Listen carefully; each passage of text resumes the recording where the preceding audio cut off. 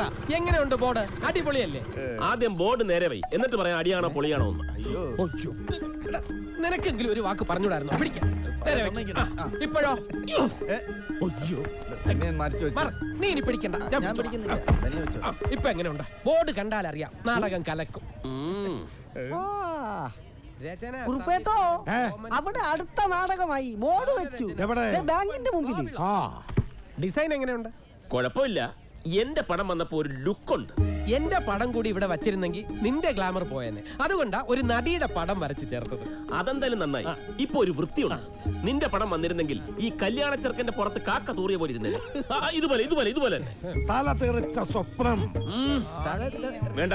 തലതെറിച്ച സ്വപ്നോ? തലതെറിച്ച പിന്നെ എങ്ങനെയാ കുറുപ്പിയേട്ടാ സ്വപ്നം കാണുന്നേ? കണ്ണ് തലയിലല്ലയോ ഇരിക്കുന്നേ? അല്ലെങ്കിലും തലതെറിച്ചവന്മാർക്ക് എവിടെ സ്വപ്നം? പപ്പാ, എന്റെ നാവ് ചൊറിഞ്ഞു വരുന്നു. നീ ചൊറിയണ്ട, ഇത് ഞാൻ ശരിയാക്കി തരാം. വന്നേ. ആണിക്കുറുപ്പിന്റെ ആണി ഇന്ന് ഇളക്കണം. പൊന്നപ്പൻ ചേട്ടോ, ആണി ഉണ്ടാവോ ഒരെണ്ണം എടുക്കാൻ? ബാർബർ ഷാപ്പിൽ കൊടുത്ത ആണി പിന്നെ ബ്ലേഡ് മതിയെങ്കിലേ ഈ ഷേവ് കഴിഞ്ഞിട്ട് തരാം. ഈ ബ്ലേഡ് ഒക്കെ ഏതെങ്കിലും ബ്ലേഡ് കമ്പനിക്കാർക്ക് കൊടുത്താൽ മതി. വടിച്ചതാവുമ്പോ മൂർച്ച കൂടും. ഞങ്ങൾക്ക് വേണ്ടത് ഒരു ആണിയാണ്. ആ ബോർഡ് ഒന്ന് ഉറപ്പിക്കാൻ വേണ്ടിയുള്ള ഒരു ആണി. പൊന്നുംപടി, ഇവിടെ കാണും ഒരാണി. അവിടെ ഒരു കമ്മലിന്റെ ആണി പോലും ഇല്ല. ആണിന്റെ മക്കള് എന്റെ കാലിന് ആണിയാണെങ്കിൽ നിന്റെയൊക്കെ ആസനത്തിലാണ് കിളുക്കും. അതെ മുതലാളി, ആ ആണിക്കടക്കാരൻ മാത്രം ഇതുവരെ പലിശപ്പണം തന്നിട്ടില്ല. ആ പട്ടി തന്നില്ല കിട്ടിയില്ല എന്ന് പറയാനാണോടാ ഞാൻ നിന്നെ ഇവിടെ കാശ് എന്ന് ജോലിക്ക് വെച്ചിരിക്കുന്നത്? നീ ഉമ്മാരുടെ കൂടെ കൂടിക്കോ. സ്വന്തവും ബന്ധവും ഒക്കെ വീട്ടില് തിന്നുന്ന ചോറിനോട് കൂറ് വേണം. എടാ, സോഷ്യലിസ്റ്റ് കുമാരന്റെ മകനാണെന്നും ഞാൻ വിചാരിക്കില്ല. പിടിച്ചെടുത്ത് ചവിട്ടിക്കൂട്ടി നിലത്തിൽ ജനിച്ചു കളയോ. കുന്തം. മുതലാളിയുടെ പ്രശ്നം മനസ്സിലായല്ലോ. മേലാൽ ഈ നാട്ടിലാരും ആണി എന്നുള്ള വാക്ക് ഉപയോഗിക്കരുത്. അതുകൊണ്ട് മുതലാളിയുടെ കാലിൽ കുന്തരോഗം.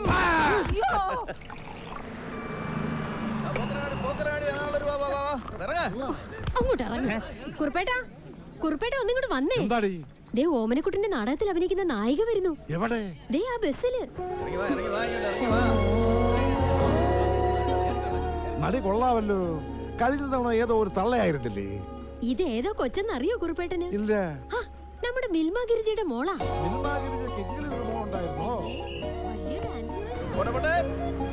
ആ ഓമനക്കൂട്ടൻ ആള് കൊള്ളാവല്ലോ. അവൻ ഇവിടെ എങ്ങനെ ഒപ്പിച്ചു? മോള് നാടകത്തിൽ അഭിനയിച്ച മിൽമ ഗിരിജ ബാങ്കിൽ അടയ്ക്കാനുള്ള കാശ് എഴുതി തള്ളാമെന്ന് ഓമനക്കുട്ടൻ പറഞ്ഞത്രേ.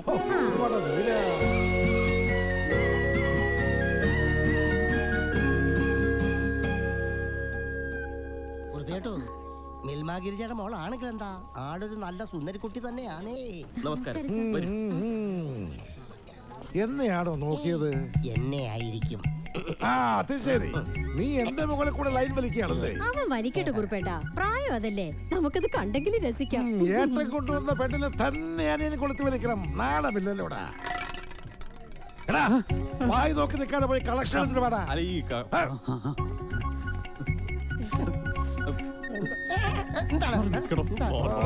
അവന്റെ ഒരു കുട്ടി ആദ്യമായിട്ട് അഭിനയിക്കുന്നതിന്റെ ചെറിയ ചെറിയ പ്രശ്നങ്ങളുണ്ട്. എന്നാലും കുഴപ്പമില്ല, നമുക്ക് റിഹേഴ്സൽ എടുത്തെടുത്ത് ശരിയാക്കാം. പിന്നെ എന്റെ വീട്ടിലേക്കാണല്ലോ പോകുന്നത്. ആക്ടിങ്ങിന്റെ ചില പുതിയ സ്റ്റൈലുകൾ ഞാനിന്ന് പഠിപ്പിച്ചു തരാം. എന്റെ കൂടെ കുറച്ചുകൂടെ മിങ്കിൾ ചെയ്യണം. ആദ്യം നീ നിന്റെ ഡയലോഗ് പഠിക്കും, എന്നിട്ട് ബാക്കിയുള്ളവരെ തിരുത്താൻ നോക്ക്. നന്ദന കൂടി വന്നോടെ എനിക്ക് നാടകത്തിൽ ഇപ്പൊ നല്ല പ്രതീക്ഷയായി. ഇനി നമ്മളോട് ഒന്ന് കൊണ്ടുപിടിച്ചാ മതി. അല്ല ഓമനക്കുട്ട, എനിക്കൊരു ചെറിയ സംശയം. ഈ നായകനും നായികയും തമ്മിൽ ഒരുപാട് പ്രായ വ്യത്യാസമില്ലേ? അത് സാരമില്ല, ക്ലൈമാക്സിൽ ഒരു ചെറിയ ചേഞ്ച് വരുത്തി ഞാനത് സോൾവ് ചെയ്തോളാം. അത് വേണ്ട, ക്ലൈമാക്സ് ഇപ്പൊ ഉള്ളത് തന്നെയാണ് നല്ലത്.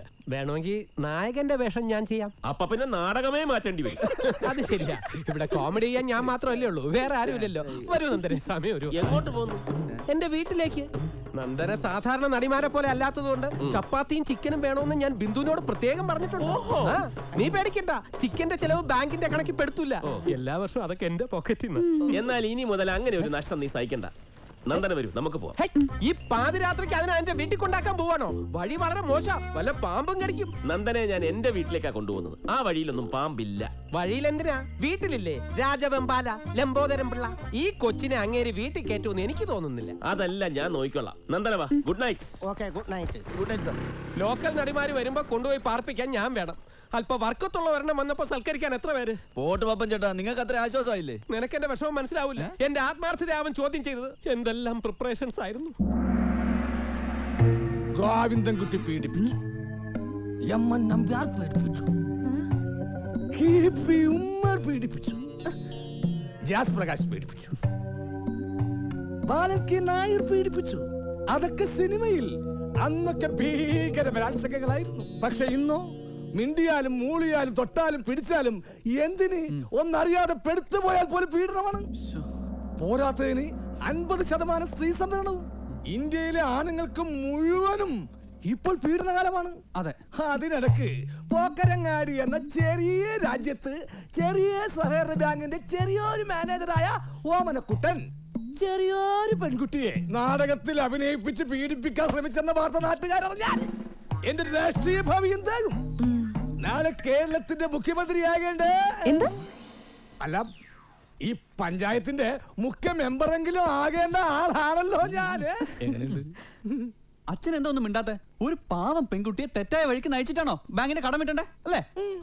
ഓരോന്ന് ചെയ്തു വെക്കുമ്പോൾ നാട്ടിൽ നിലയും വിലയുമുള്ള സോഷ്യൽ സ്റ്റഡീസ് കുമാരന്റെ മകനാണെന്നുള്ള ഓർമ്മയെങ്കിലും അതിൽ ഉണ്ടാവണമായിരുന്നു. സോഷ്യൽ സ്റ്റഡീസ് അല്ല, സോഷ്യലിസ്റ്റ്. ഞാൻ കുറച്ച് സ്റ്റാൻഡേർഡ് കൂട്ടി പറഞ്ഞല്ലേടി.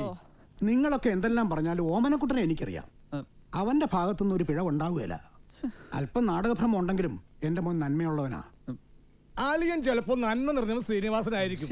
പക്ഷെ ആ പെൺകുട്ടി അങ്ങനെ ആയിരിക്കണമെന്നില്ല. മിൽമ ഗിരിജയുടെ മോളല്ലേ? മിൽമ ദൂത്ത് പാലി. അതാണ് ഈ ഗിരിജയുടെ ഓമന പേര്. അപ്പൊ അത് ശരി, കൊണ്ട പെണ്ണുങ്ങളുടെ ഓമന പേര് വിളിച്ച് നടക്കാം നിങ്ങളല്ലേ? ഇല്ല രമണി, കഴിഞ്ഞ പഞ്ചായത്ത് തെരഞ്ഞെടുപ്പിൽ വീട്ടിൽ ചെന്ന് വോട്ട് ചോദിച്ച ബന്ധം എനിക്ക് അവളായിട്ടുള്ളൂ. അന്ന് ഞാൻ കെഞ്ചി ചോദിച്ചിട്ടും എന്റെ മുഖത്ത് നോക്കി തരില്ല എന്ന് പറഞ്ഞവള്. എതിർ സ്ഥാനാർത്ഥിക്ക് കൊടുക്കുള്ളത്രേ. എന്റെ ചിഹ്നം അവക്ക് പിടിച്ചില്ല. കുലച്ച വാഴ.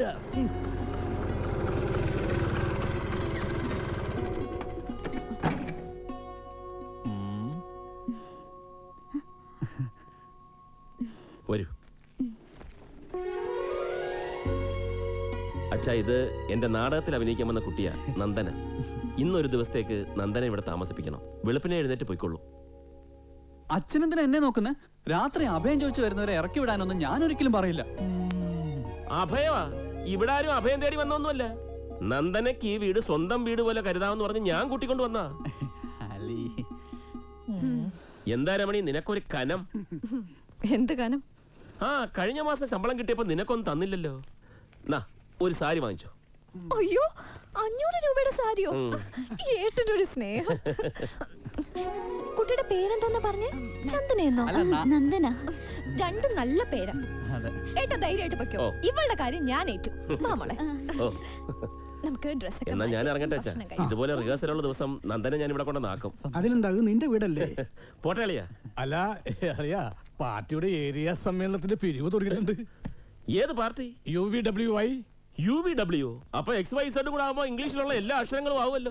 അതോടെ പിരിവ് തീരുവോ? അതോ ആദ്യം മുതൽ ABCD തുടങ്ങുവോ? അപ്പൊ ഞാൻ നാളെ ബാങ്കിൽ വരാം. അല്ല, വരുന്നുണ്ടെ നേരത്തെ പറയണം. എന്തിനാ? എനിക്ക് മുങ്ങാനാ. ഒരു ഹാസ്യാവിഷ്കാരം. കുറച്ച് കൂടിപ്പോയി. ഇനി സുഖമായിട്ടൊന്ന് ഇറങ്ങണം. ഉണ്ണലും ഉറങ്ങലും അല്ലാതെ വേറെ പണിയൊന്നും ഇല്ലല്ലോ. ആഗ്രഹം ഇല്ലാഞ്ഞിട്ടല്ല രമണി, നിന്നെ ഒന്ന് ഫ്രീ ആയിട്ട് കിട്ടണ്ടേ? മനുഷ്യ, വായിലിരിക്കുന്ന കേൾക്കാതെ പോയി കിടന്ന് ഉറങ്ങാൻ നോക്ക്. ഇന്നും തലേണ തന്നെ ശരണം. അല്ല, എങ്ങോട്ടേ പോകുന്നേ? ഉറങ്ങാൻ. അങ്ങോട്ട് ചെല്ല്, ആ പെണ്ണവിടെ കിടപ്പുണ്ട്. അപ്പൊ നിനക്ക് കുഴപ്പമൊന്നുമില്ലേ? എന്തോ അല്ല, ആ പെണ്ണിന്റെ ഒപ്പം മനുഷ്യ, കയ്യോ ഒറ്റ. നീ എന്തിനാണ് രമണി അവളെ നമ്മുടെ മുറി കെടുത്തിയത്? മുരളുടെ മുറി കെടുത്തിയ പോരായിരുന്ന? അവൻ അവിടെ തനിച്ചല്ലേ? തോന്നിയാസം പറയാതെ. ഒരു ചെറുപ്പക്കാരന്റെ മുറിയിൽ പ്രായപൂർത്തിയായ ഒരു പെണ്ണിനെ കിടത്താൻ പറയാൻ നോടല്ലേ മനുഷ്യ നിങ്ങൾക്ക്? അങ്ങനെയല്ലടി, അവൻ അവിടെ നിന്ന് ഒഴിപ്പിച്ചിട്ട് അവൾ അവിടെ കെടുത്തിക്കൂടെന്നാ ചോദിച്ചത്. ഇതിപ്പോ രണ്ടുപേരും മാറിക്കൊടുക്കണ്ടേ? ആരാ ഈ രണ്ടുപേര്? ഞാൻ ആ കൊച്ചിന്റെ കൂടെ കിടന്നോളാം. നിങ്ങൾ എവിടെയെങ്കിലും പായം വിരിച്ച് കിടന്നോ. പാർട്ടിയിലായാലും വീട്ടിലായാലും എന്റെ അവസ്ഥ ഇത് തന്നെ.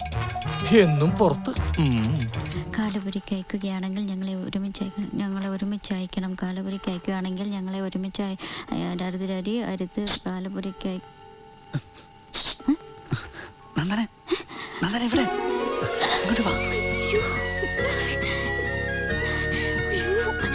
എന്താ ഇത്? ആരെങ്കിലും കാണും? കാണില്ല. അച്ഛൻ ഉറക്കായി. ചേച്ചി അടുക്കളയില്ല. മുരളിക്ക് എന്താ വേണ്ടത്? നന്ദന നാടകത്തിൽ അഭിനയിക്കരുത്. എനിക്കെന്തോ അത് ഇഷ്ടമല്ലോ. മുരളിയുടെ ഇഷ്ടത്തിന് ജീവിക്കാൻ ഞാൻ മുരളിയുടെ ഭാര്യ ഒന്നല്ലോ. അല്ല, മുരളി ഇതുവരെ എന്നോട് പറഞ്ഞതൊക്കെ കള്ളമല്ലേ? അത് പിന്നെ വലിയ LIC ഏജന്റ് ആണെന്നൊക്കെ പറഞ്ഞിട്ട് ആണിക്കുറിപ്പിന് ചിട്ടി പിരിക്കലല്ലേ പണി? അല്ല, ഈ ചിട്ടി പിരിച്ച ഓമനക്കുട്ടൻ സാറിന്റെ അനിയനാണെന്ന കാര്യം പോലും മറച്ചു വെച്ചില്ലേ? എന്റെ അച്ഛനും ചേട്ടനും ഒക്കെ നാട്ടിൽ നല്ല നിലയും വിലയുള്ളവരാന്ന് പറഞ്ഞാൽ നീ എന്നോട് അടുക്കാൻ ഭയപ്പെടുന്നു കരുതി അടഞ്ഞു. എന്നുവെച്ചാ മുരളിയുടെ കുടുംബത്തെ ഭയക്കാൻ മാത്രമുള്ള കുറവുകൾ എനിക്കുണ്ടെന്നല്ലേ? നന്ദു പ്ലീസ്.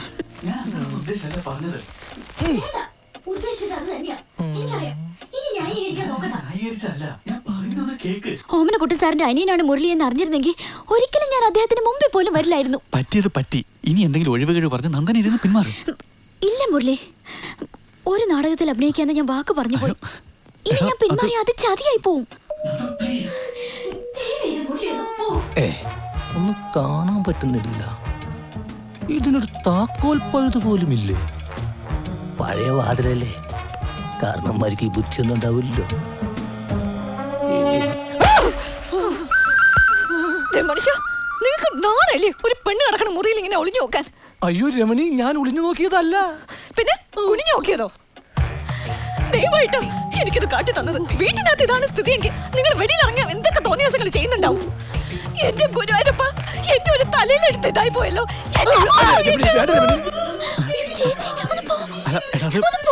ഒരു കാര്യം കൂടെ.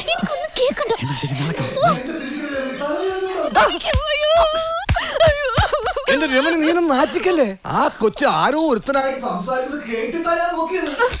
അത് ശരി. അപ്പൊ ഞാൻ ഇതിനകത്ത് ആണുങ്ങൾ ഒളിപ്പിച്ച് വെച്ചിട്ടുണ്ടെന്നല്ലേ? മനുഷ്യ, നിങ്ങളുടെ തോന്നിയാസം മറക്കാൻ എന്നെ കരുതേച്ച് കാണിച്ചാലുണ്ടല്ലോ.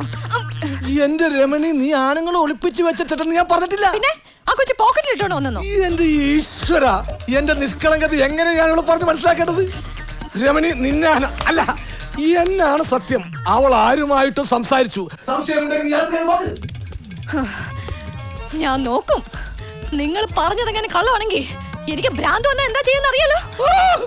അറിയാം, അറിയാം.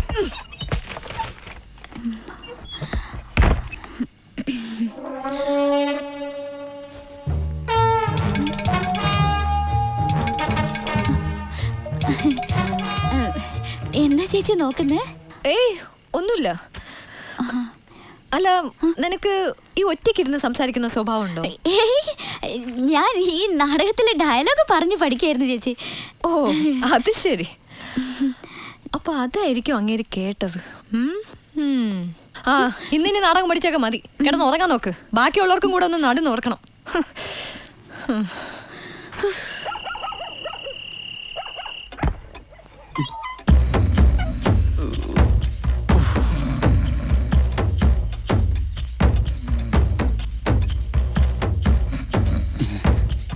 സാധനം വഴി തന്നെ കയറി കിടന്നോളൂ. അറിഞ്ഞില്ല.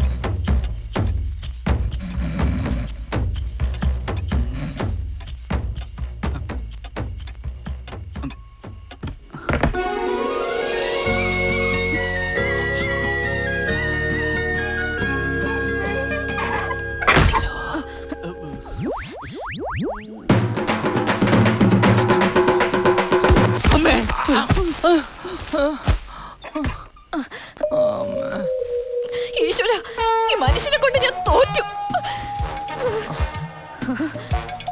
തലവഴി മൂടി പുതച്ചിടന്ന് ആരും ഒന്നും അറിയില്ലെന്ന വിചാരം.